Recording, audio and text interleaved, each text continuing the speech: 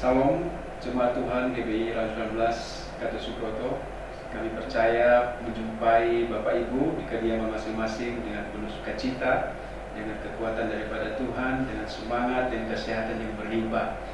Pada hari ini, di Jumat Agung ini, kita akan live streaming bersama-sama dengan Bapak Gembala kita, yaitu Bapak Pendeta Dr. Insinyur Niko Raharjo. Dan kita siapkan hati kita bersama-sama, mari ajak semua keluarga untuk memuji menyembah Tuhan, sebab ini adalah waktu yang tepat untuk memuliakan nama-Nya. Kita berdoa bersama-sama. Tuhan Yesus, kami bersyukur padamu buat kebaikan dan anugerah-Mu. Terima kasih Tuhan. Tuhan izinkan kami beribadah di tempat kami masing-masing, dan ini yang terbaik yang bisa kami berikan kepada-Mu. Layakkan kami Tuhan pada ibadah ini di Jumat Agung ini. Kami percaya hadirat-Mu memenuhi setiap rumah tangga yang ada, yang mengundang Engkau sebagai Tuhan dan Juru Selamat secara pribadi dalam kehidupan kami. Kami tahu Engkau menyatakan kemuliaan atas hidup kami. Terpujilah nama-Mu Tuhan. Itu sebabnya kami tetap bersyukur padamu dalam segala keadaan. Dalam nama Yesus kami berdoa dan ucap syukur. Terima kasih Tuhan, Kau maha baik bagi kami. Banyak yang Kau perbuat di dalam hidupku, rencana indahmu terjadi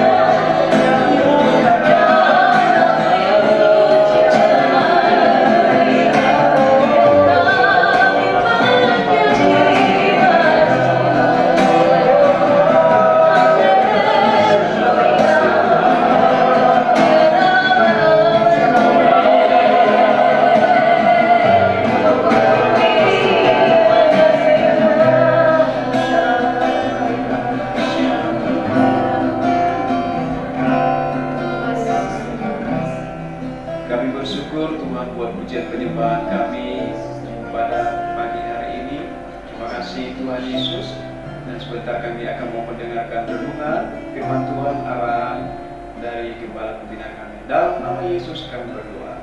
Amin.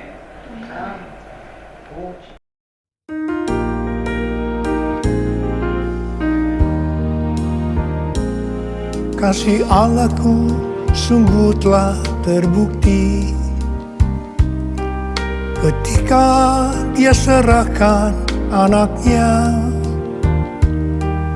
Kasih Allah mau berkorban bagi kau dan aku. Tak ada kasih seperti kasih-Mu. Bersyukur, bersyukur, bersyukur. Oh, bersyukur karena kasih setia-Mu. Ku sembah, ku sembah, ku sembah dan ku sembah. Selama hidupku ku sembah Kau Tuhan. Selama hidupku ku sembah Kau Tuhan.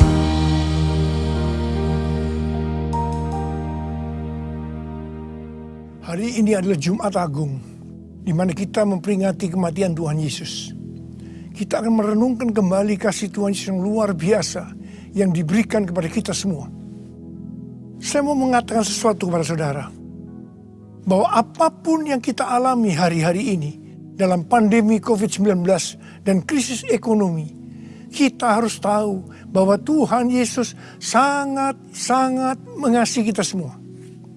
Yang paling penting kita harus mengerti bahwa kasih Tuhan Yesus kepada kita adalah supaya kita diselamatkan. Jadi melalui segala peristiwa ini, kita harus ingat seperti yang terdapat dalam Roma 8 ayat 28 yang berkata, kita tahu sekarang bahwa Allah turut bekerja dalam segala sesuatu, baik enak maupun tidak enak, untuk mendatangkan kebaikan bagi mereka yang mengasihi Dia. Apakah saudara mengasihi Tuhan Yesus? Kalau saudara berkata, ya, saya mengasihi Tuhan Yesus, berarti ayat ini buat saudara. Saya percaya melalui semua yang terjadi, kita yang mengasihi Tuhan Yesus akan makin serupa dengan gambarnya. Melalui semua yang terjadi, juga mereka yang selama ini tertidur, suam-suam kuku, mati rohani akan dibangunkan kembali. Mereka akan bertobat dan minta ampun kepada Tuhan Yesus.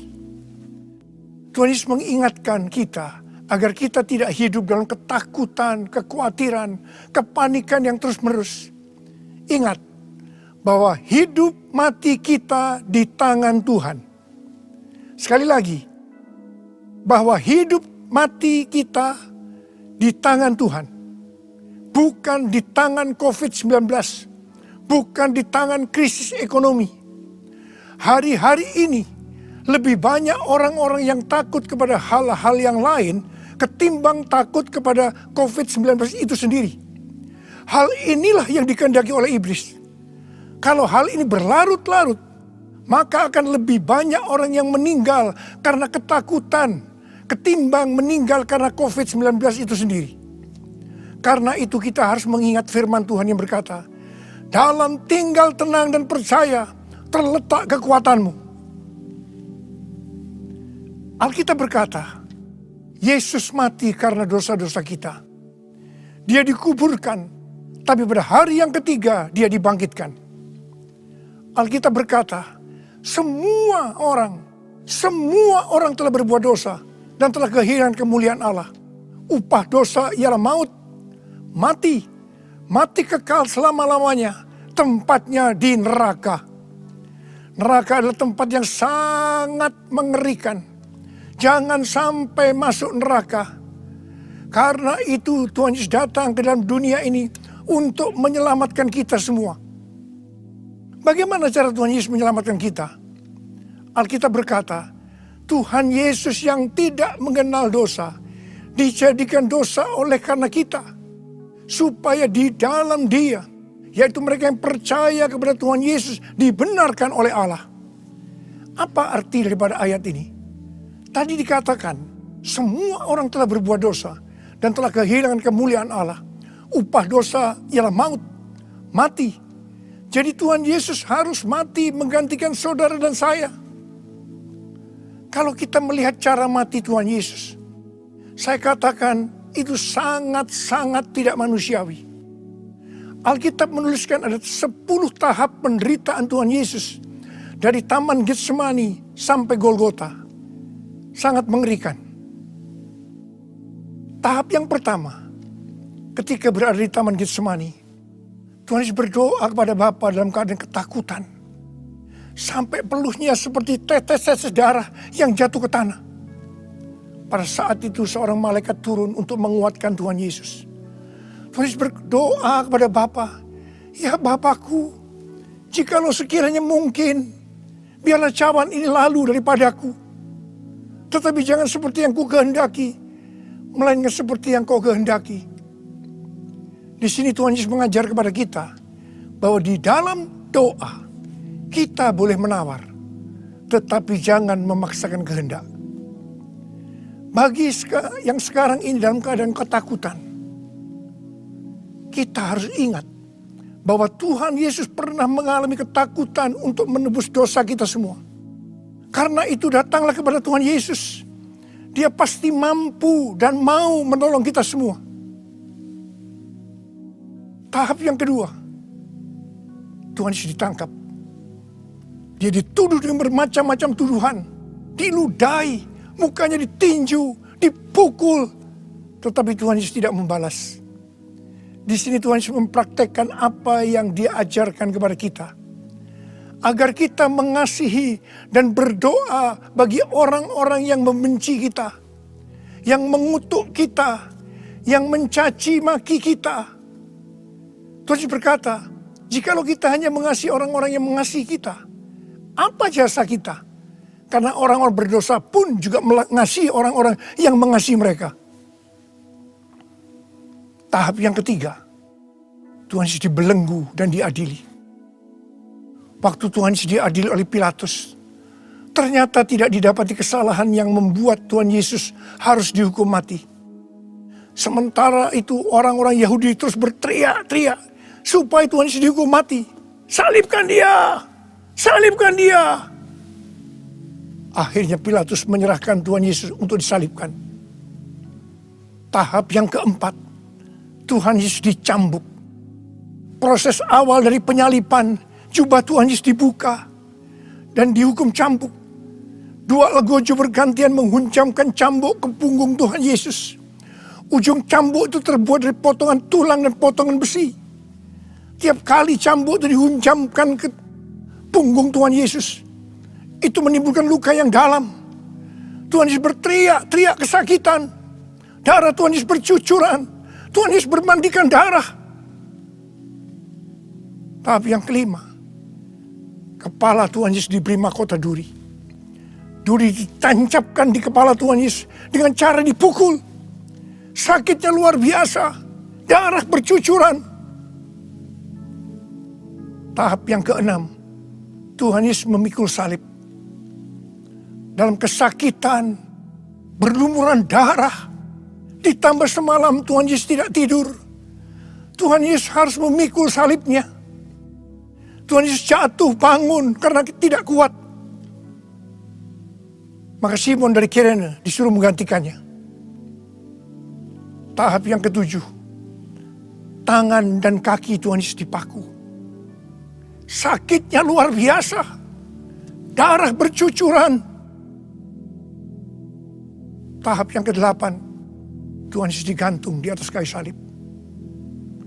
Pada saat itu Tuhan Yesus menderita secara lahir maupun batin. Secara lahir dia merasa sakit yang luar biasa di sekujur tubuhnya. Dan juga merasa karena ada cairan yang menekan jantungnya. Secara batin Tuhan Yesus menderita. Karena Tuhan Yesus melihat semua orang yang lalu lalang menghujat dia. Ahli Taurat, tua-tua, imam-imam menghujat Tuhan Yesus. Bahkan salah satu penjahat di sebelahnya juga ikut menghujat. Tahap yang ke-9, Tuhan Yesus merasa ditinggalkan oleh Bapa. Sekitar jam 12 siang sampai jam 3 petang, tiba-tiba langit di sekitar Golgota menjadi gelap. Tuhan Yesus gelisah. Gelisah. Dan terus Yesus berteriak, Eli, Eli, lama sabachthani. Allahku, Allahku, mengapa engkau meninggalkan aku? Tuhan Yesus merasa ditinggalkan oleh Bapa. Orang yang berdosa pada hakikatnya dipisahkan dari Bapa. Jadi untuk menebus dosa dari orang yang berdosa, maka Tuhan Yesus harus merasakan ditinggalkan oleh Bapa, dipisahkan dari Bapa. Saya percaya ini adalah puncak penderitaan Tuhan Yesus. Penderitaan lainnya tidak ada artinya dibandingkan merasa ditinggalkan oleh Bapa. Bagi saya, kalau saya tidak bisa merasakan hadirat Tuhan, itu adalah hal yang paling berat dalam hidup saya. Karena itu, saya setiap hari selalu menjaga langkah-langkah dalam hidup saya, agar saya terus mengalami hadirat Tuhan. Kalau ada dosa, harus cepat diselesaikan, supaya terus merasakan hadirat Tuhan. Saya berharap saudara juga melakukan hal yang seperti itu. Kalau ada di antara saudara yang sudah tidak bisa merasakan hadirat Tuhan, dan saudara menganggap itu biasa, saudara harus bertobat. Saya mau katakan sesuatu kepada saudara. Tidak ada yang lebih berbahagia daripada kalau kita berada dalam hadirat Tuhan. Sebab Alkitab berkata, di hadapanmu ada sukacita berlimpah-limpah. Artinya di dalam hadirat Tuhan ada sukacita, kebahagiaan yang berlimpah-limpah. Tahap yang ke-10. Tuhan Yesus berkata, sudah selesai. It is finished. Ya Bapakku, ke dalam tanganmu kuserahkan nyawaku. Tuhan Yesus mati. Pertanyaannya, mengapa Tuhan Yesus harus mati dengan cara demikian? Mengapa tidak dengan cara yang mudah? Dipenggal kepalanya, selesai. Mengapa Tuhan Yesus harus mati dengan bermandikan darah? Alkitab katakan, tanpa penumpahan darah, tidak ada pengampunan dosa. Untuk mengampuni dosa saudara, dan dosa saya, Tuhan Yesus harus mati dengan cara demikian. Selain itu, apalagi yang Alkitab katakan dengan cara mati Tuhan Yesus yang seperti itu? Yang pertama, penyakit kitalah yang ditanggungnya. Yang kedua, penderitaan kita yang dipikulnya. Yang ketiga, oleh bilur-bilurnya kita disembuhkan.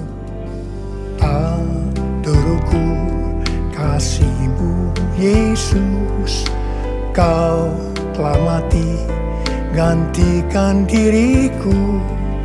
Kau curahkan darah-Mu untuk tebus dosaku. Layaklah Kau Tuhan dipuji dan disembah dengan segenap hatiku. Layaklah Kau Tuhan dipuji dan disembah dengan segenap jiwa ragaku. Dengan segenap jiwa ragaku. Dengan segenap jiwa ragaku. Tuhan Yesus mati karena dosa-dosa kita. Dia dikuburkan, tetapi pada hari yang ketiga Dia dibangkitkan. Haleluya! Tuhan Yesus tidak selamanya mati, tetapi pada hari yang ketiga Tuhan Yesus dibangkitkan. Apa yang Alkitab katakan kalau sampai Tuhan Yesus tidak bangkit? Yang pertama, sia-sialah pemberitaan firman Tuhan. Saya di sini memberitakan firman Tuhan tidak ada artinya. Sia-sia. Tapi puji Tuhan, Tuhan Yesus hidup. Tuhan Yesus bangkit, pemberitaan firman Tuhan menjadi tidak sia-sia. Hal yang kedua, kalau sampai Tuhan Yesus tidak bangkit, sia-sialah kepercayaan kita dan kita akan tetap mati di dalam dosa-dosa kita. Demikian juga dengan orang-orang yang mati di dalam Tuhan. Mereka akan tetap binasa. Tetapi puji Tuhan, Tuhan Yesus bangkit. Kita tidak akan mati di dalam dosa-dosa kita, tetapi kita akan bersama-sama dengan Tuhan Yesus selama-lamanya. Katakan amin. Hal yang ketiga, kalau sampai Tuhan Yesus tidak bangkit, kita adalah orang-orang yang paling malang dari segala manusia. Tetapi puji Tuhan, Tuhan Yesus bangkit. Kita bukan orang-orang yang paling malang dari segala manusia, tapi justru orang yang paling beruntung dari segala manusia. Ada berapa banyak di antara saudara orang-orang yang paling beruntung dari segala manusia? Angkat tangan saudara. Sebab Dia hidup, ada hari esok. Sebab Dia hidup, ku tak gentar, karena ku tahu Dia pegang hari esok. Hidup jadi berarti sebab Dia hidup. Hidup jadi berarti sebab Dia hidup. Hidup jadi berarti sebab Yesus hidup. Karena Tuhan Yesus hidup, maka ada hari esok. Karena Tuhan Yesus yang pegang hari esok saudara dan saya, Dia hidup. Dia berkata kepada kita, jangan kamu takut, jangan kamu khawatir, jangan kamu panik. Karena Tuhan Yesus hidup, maka Dia memerintahkan kepada kita untuk menghardik COVID-19 dan krisis ekonomi dengan berkata, diam, tenanglah. Mari, saya mau ajak saudara, kita bersama-sama menghardik COVID-19 dan krisis ekonomi. Mari, katakan bersama saya, dalam nama Yesus, dalam nama Tuhan Yesus, aku perintahkan kau, COVID-19, krisis ekonomi, diam, tenanglah. Diam, tenanglah. Mari kita berdoa agar nubuatan para nabi yang mengatakan pandemi COVID-19 akan selesai pada waktu Paskah, hal itu akan digenapi. Hal itu akan terjadi. Katakan amin. Karena Tuhan Yesus hidup, kita akan melihat Pentakosta ketiga akan digenapi, di mana melalui semua peristiwa yang sedang terjadi saat ini, penuaian jiwa yang terbesar dan yang terakhir sebelum Tuhan Yesus datang kembali, itu terjadi. Kita akan melihat bangkitnya generasi Yeremia, yaitu generasi anak-anak muda yang dipenuhi dengan Roh Kudus, cinta mati-matian kepada Tuhan Yesus, tidak kompromi terhadap dosa, dan akan memenangkan banyak jiwa. Kepada kita, orang yang sungguh-sungguh dengan Tuhan, akan diberikan kuasa untuk menyelesaikan amanat agung Tuhan Yesus. Karena Tuhan Yesus hidup, maka mujizat-mujizat yang dilakukan oleh Tuhan Yesus masih ada sampai dengan hari ini. Orang buta melihat, orang lumpuh berjalan, orang tuli mendengar, orang mati dibangkitkan, orang kusta menjadi tahir, dan kepada orang miskin diberitakan kabar baik.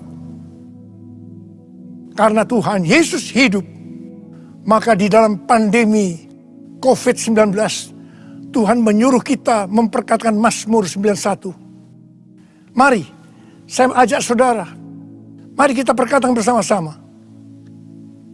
1, 2, 3. Orang yang duduk dalam lindungan yang maha tinggi dan bermalam dalam naungan yang maha kuasa akan berkata kepada Tuhan, tempat perlindunganku dan kubu pertahananku, Allahku yang kupercayai.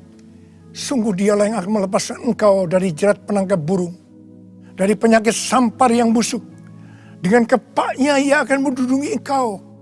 Di bawah sayapnya engkau akan berlindung. Kesetiaannya perisai dan pagar tembok. Engkau tak usah takut terhadap kedahsyatan malam. Terhadap panah yang terbang di waktu siang. Terhadap penyakit sampar yang berjalan di dalam gelap. Terhadap penyakit menular yang mengamuk di waktu petang. Walau 1.000 orang rebah di sisimu dan 10.000 di sebelah kananmu, tetapi itu tidak akan menimpamu. Engkau hanya menontonnya dengan matamu sendiri dan melihat pembalasan terhadap orang-orang fasik. Sebab Tuhan adalah tempat perlindunganmu. Yang maha tinggi telah kau buat menjadi tempat perteduhanmu. Malapetaka tidak akan menimpa kamu dan tulah tidak akan mendekat kepada kemahmu. Sebab malaikat-malaikatnya akan diperintahkannya kepadamu untuk menjaga engkau di segala jalanmu. Mereka akan menatang engkau di atas tangannya, supaya kakimu jangan terantuk pada batu. Singa dan ular tedung engkau langkahi. Engkau akan menginjak anak singa dan ular naga. Sungguh hatinya melekat kepadaku, maka aku akan meluputkannya. Aku akan membentenginya, sebab ia mengenal namaku. Bila ia berseru kepadaku, aku akan menjawab. Aku akan menyertai di dalam kesesakan. Aku akan meluputkannya dan memuliakannya. Dengan panjang umur akan kukenyangkan dia. Dan akan kuperlihatkan kepadanya keselamatan daripadaku. Amin. Karena Tuhan Yesus hidup, Tuhan memberikan tema tahun 2020 sebagai tahun dimensi yang baru. Kita harus percaya bahwa setelah pandemi COVID-19 dan krisis ekonomi berlalu, kita akan memasuki dimensi yang baru. Di mana apa yang tidak pernah kita lihat dengan mata, tidak pernah didengar oleh telinga, dan tidak pernah timbul dalam hati, semuanya itu akan diberikan kepada orang-orang yang mengasihi Tuhan Yesus. Oleh karena kemurahan Tuhan, ku ada sampai hari ini. Oleh karena kebaikan Tuhan, janji-Mu terjadi bagiku. Aku percaya berkat-Mu atasku melimpah. Kebajikan, kemurahan selalu mengikutiku. Ku puji, ku sembah Kau Tuhan. Ku puji, ku sembah Kau Tuhan. Ku puji, ku sembah Kau Yesus. Mari angkat tangan saudara, sembah Dia. Oh Dia sembah, berbahasa roh. Yang sudah berbahasa roh, berbahasa roh. Oh Dia labakan nama ya. Oh rana bara. Oh Yesus. Oh Yesus, Yesus, Yesus. Oh Yesus, Yesus, Yesus. Oh Yesus, Yesus. Oh rana masikara bara. Oh rana bara. Irana bara.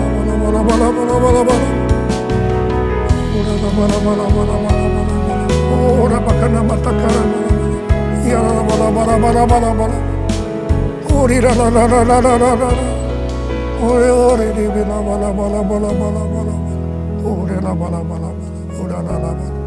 Ora la. Ore di. Oh Yesus. Oh Yesus. Oh Yesus. Yesus. Yesus. Yesus. Ore la bala. Ora la bala. Ore la bala. Oh Yesus. Yesus. Yesus. Tuhan Yesus. Tuhan Yesus. Tuhan Yesus.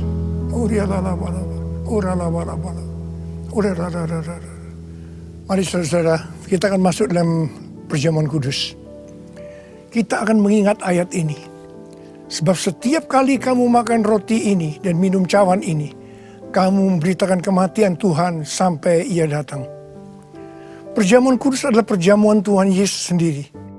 Setiap kali kita masuk dalam perjamuan kudus, Tuhan Yesus selalu mengingatkan kepada kita, biarlah ini menjadi peringatan akan aku.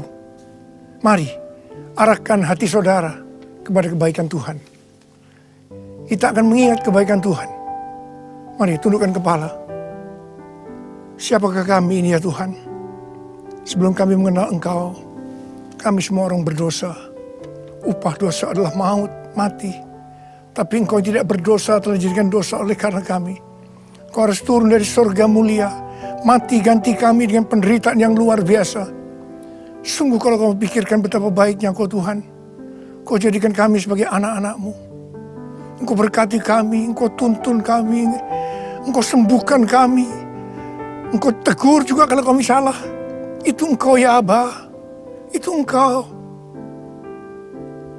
Saudara yang dikasihi Tuhan, Tuhan akan memberkati saudara melalui perjamuan kudus. Tapi Tuhan mau kita makan dan minum dengan cara yang benar. Karena itu sekarang masing-masing berdoa. Introspeksi, lihat keadaan dirimu masing-masing. Jangan menyimpan dosa.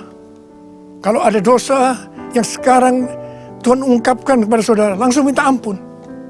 Ampuni Tuhan, ampuni kami ya Tuhan, ampuni kami ya Tuhan, ampuni kami, ampuni, ampuni. Terima kasih Bapa. Kami akan masuk dalam perjamuan kudus dengan hati yang penuh sukacita. Dalam nama Yesus yang berdoa. Amin. Mari saudara, angkat roti di tangan kanan saudara tinggi-tinggi. Sebab apa yang telah kuteruskan kepadamu telah aku terima dari Tuhan. Yaitu bahwa Tuhan Yesus pada malam waktu diserahkan mengambil roti. Dan sesudah itu yang mengucap syukur atasnya. Dia memecah-mecahkannya dan berkata, inilah tubuhku yang diserahkan bagi kamu. Perbuatlah ini menjadi peringatan akan aku. Saudara kasih Tuhan, bukankah roti yang kita pecah-pecahkan ini adalah persekutuan kita dengan tubuh Kristus? Mari kita makan dalam nama Yesus.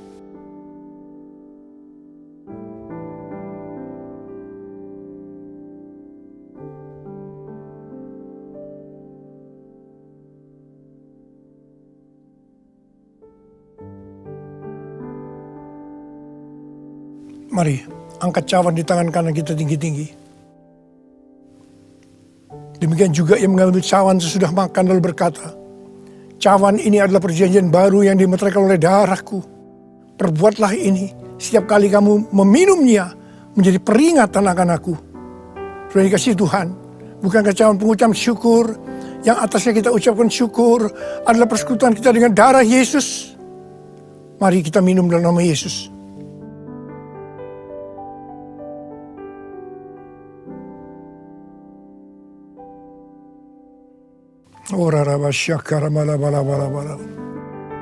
Mari, angkat tangan saudara. Ucapan syukur dengan suara. Jangan diam. Ucapan syukur. Oh Tuhan, mengucap syukur padamu ya Tuhan. Terima kasih ya Tuhan. Buat kebaikan Tuhan, buat kebaikan Tuhan. Terima kasih, terima kasih. Terima kasih ya Tuhan. Oh terima kasih. Mari nyanyikan lagu ini. Terima kasih Yesusku, terima kasih Yesusku. Puji syukur hanya bagi Tuhanku.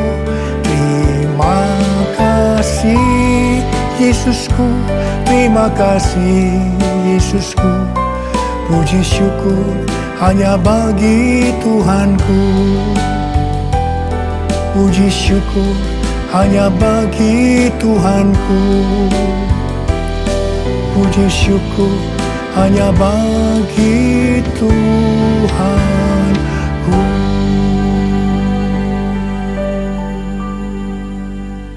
Oh, oh Yesus, Tuhan Yesus, terima kasih buat kehadiran-Mu.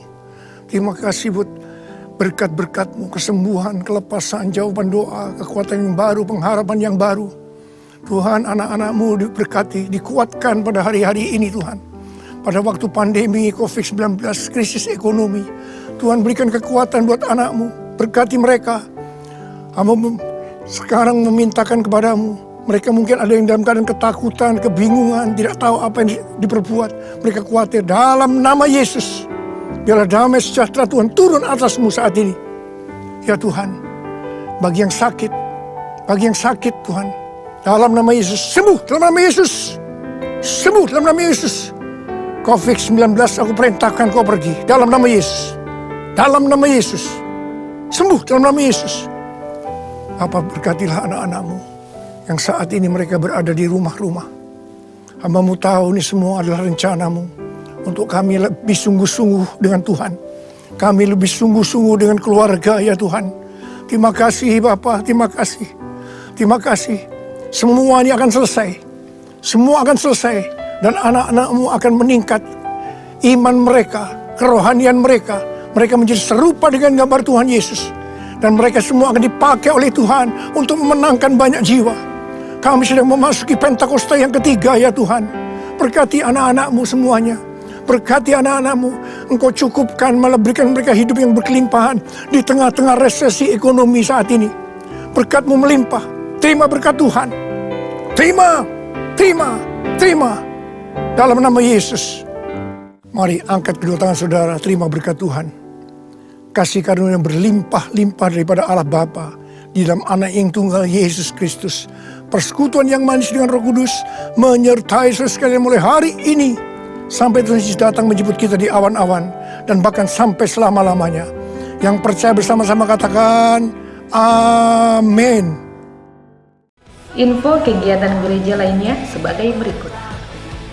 Ibadah doa dan puasa live streaming diadakan pada hari Sabtu 11 April 2020 melalui Instagram GBI Rayon 19. Ibadah Paskah live streaming diadakan pada hari Minggu 12 April 2020 melalui Instagram GBI Rayon 19.